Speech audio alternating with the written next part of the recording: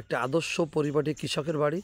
আপনারা দেখছেন কৃষকের বাড়ি আমরা ঢুকছি আর একটা ছেলে বেরোচ্ছে। ওকে, আপনারা আমাদের সাথে থাক। কৃষক পরিষ্কার পরিচ্ছন্ন এবং যে পরিশ্রম করে তার যে আভা, তার যে লেজটা আপনি দেখেন, তার বাড়িটা কত সুন্দর পরিপাটি। আদর্শ কৃষকের বাড়িটা একরকমই হওয়া উচিত। বাড়ির ভিতরে ঢুকেই দেখেন বাড়ির সামনেই পরিপাটি সুন্দর একটা ফুল বাগান। এ লোক কিন্তু একজন আদর্শ কৃষক এবং তার বিলে অনেক জায়গা জমি রয়েছে, নিয়মিত ধান পাট সর্ষে কলই মসনে সবই তার হয়।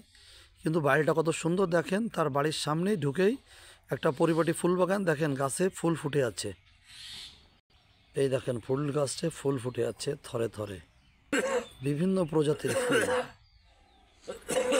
ঘরের আঙিনায় দেখেন একটা ফুলের পরিপাটি, একটা পার্ক বললেও ভুল হবে না।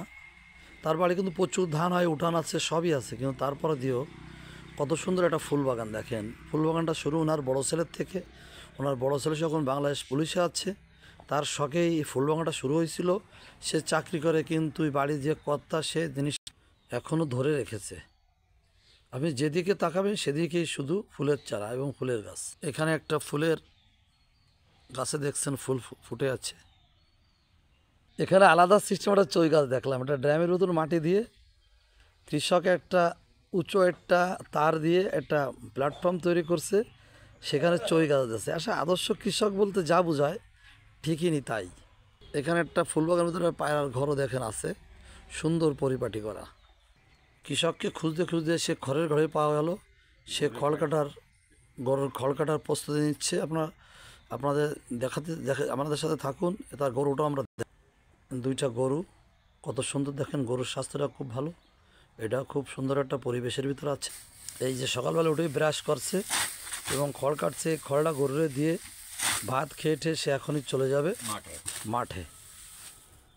কৃষকের একটু বসে থাকার জো নাই।